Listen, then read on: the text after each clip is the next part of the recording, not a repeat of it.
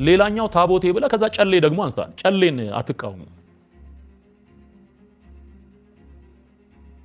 ጨሌን የተቃወምነው ጥንቆላ ስለሆነ መረጃ አቅርቤያለሁ። ለምናገረው ነገር በሙሉ መረጃ አቅርቤያለሁ።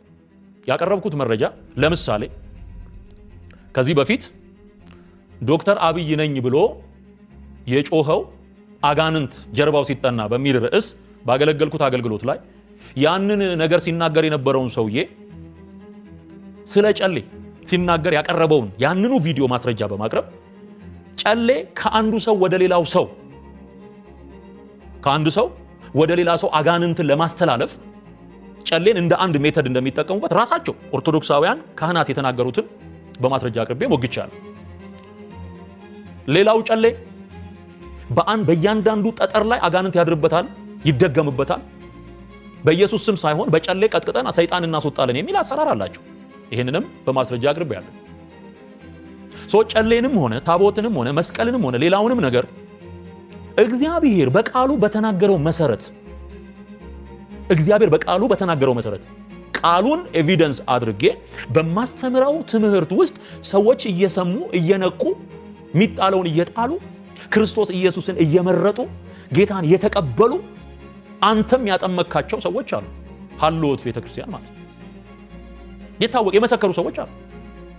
ስለዚህ ታቦት አይደለም ብሎ መናገር ስተት ከሆነ ታቦት ነው ብለህ ታምናለህ ማለት ነው። በሌላ አነጋገር ዲስዚት እኔ የሚገባኝ እሱ ታቦቴ እያልክ እስካሁን የምትጠራ ከሆነ ታቦት ነው ማለት ነው የምታመልከው።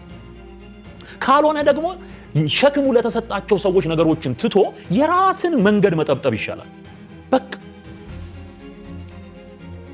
እኔ የገባኝ ነገር አለ፣ ለአንተ የማይገባህ እኔ የገባኝ ነገር አለ።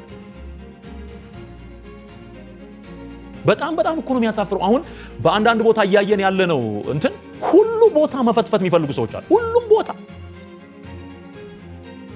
ሰው ይድናል። በዚህ በኩል እየዳነ ወንጌል የሰበከ ይድናል። በዚህ በኩል ደግሞ የምትሰሙት በጣም አስቸጋሪ የሆነ ነገር በቃ ሌላ መስርትን ሌላ አቅጣጫ እንትን እንበል እናዘጋጅ።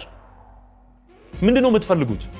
ወንጌል ሲሰበክ መሬት አይብቃኝ የምትሉ ወንጌል መሰበክ የለበትም የምትሉ ፓስተሮች፣ እስካሁን ታቦት የምትሉ ነቢያቶች ምንድነው? ያዙ ይልቀቁኝ። ምንድነው? ሰው አንቅሮ እየተፋው የጣለ እየመጣ ያለበትን ጉዳይ አቀማጥሎና ታቦቴ ብሎ እኛም እንዲህ አልተቆረቆርን የተሸከመ ጌታ እኛ እንኳን እንደዚህ አልተቆረቆርን።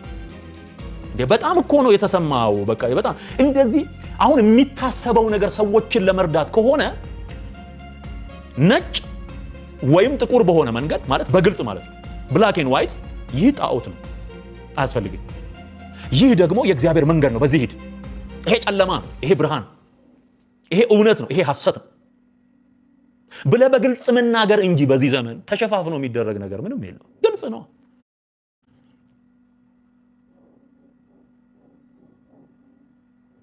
ስለዚህ ታቦቴ እያለ የሚጠራ ከሆነ እንግዲህ እኔ የምሰጋው ከዚህ በፊት አንድ ዘበነ የተናገረው ትንቢት ሊደርስ ነው ብዬ አሰብኩኝና የዘበነን ቪዲዮ እስቲ በንጽጽር ላቅርብላችሁ። ግራ ስለገባኝ እውነትም የዘቤ የነቢይ ዘነበ ትንቢት ቀርቶ የቀሲስ ዘበነ ትንቢት ሊሰምር ነው እንዴ ብዬ እንዳስብ አደረገኝ። ጌታን እውነቴን ነው የምላችሁ። እስቲ የዘበነን ትንቢት ላሰማችሁ። እንዴ ታቦቴ የሚል ከሆነ